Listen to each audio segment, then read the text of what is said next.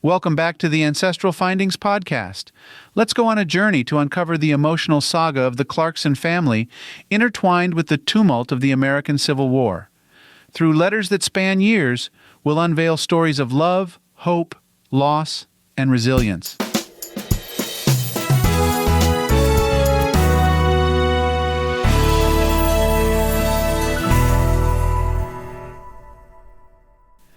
In the intricate branches of family trees, some stories lay buried, waiting to be told.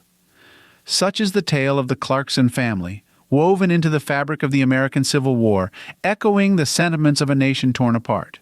This tale, excavated through preserved correspondences, narrates their experiences, hopes, and fears. In the late 1850s, the Clarkson family resided in the town of Culpeper, Virginia. The patriarch, Henry Clarkson, was a prosperous farmer.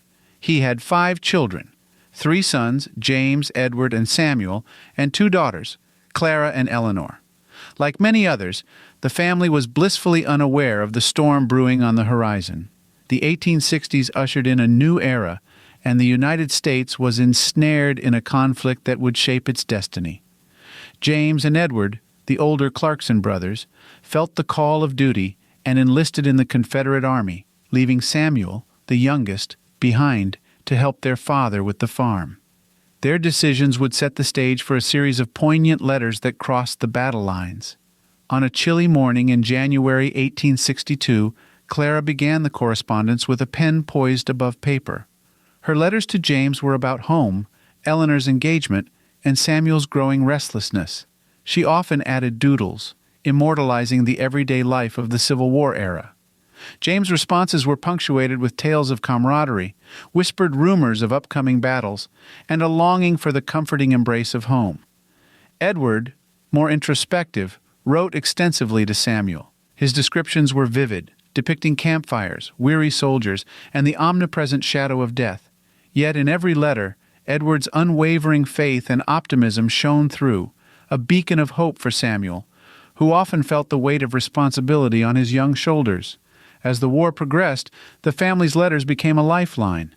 The echoes of gunshots and the cries of fallen comrades found solace in the parchment's folds. However, not all letters carried good tidings. In June 1863, a sealed Confederate Army envelope was addressed to Henry. It bore the heavy news of Edward's passing at the Battle of Gettysburg. The grief-stricken family leaned on each other, with Clara penning heart-wrenching letters to James, conveying their collective sorrow.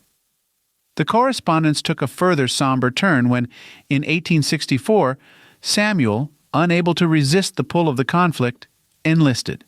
His letters to Clara were filled with a mix of fear and determination. They spoke of his interactions with the Union soldiers, offering a unique perspective and highlighting the shared humanity on both sides of the battle. The war finally ended in 1865, but its ramifications lingered. James returned home a changed man, carrying both physical and emotional scars.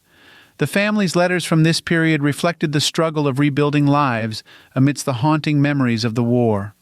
Once teeming with life, the farm was now a silent witness to the family's journey of healing and rediscovery. Today, Civil War letters are invaluable artifacts for genealogists and history enthusiasts alike.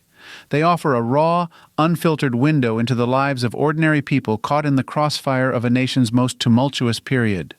While the American Civil War has been extensively documented, Civil War letters offer a unique, intimate perspective. Their stories, interlaced with love, loss, and hope, serve as a poignant reminder of the resilience of the human spirit in the face of adversity.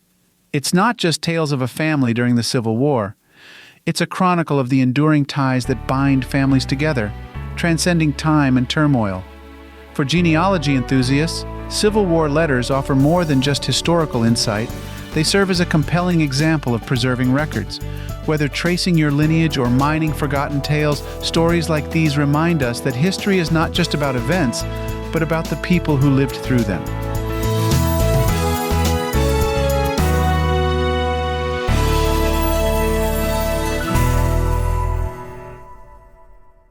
Thank you for subscribing to the Ancestral Findings podcast.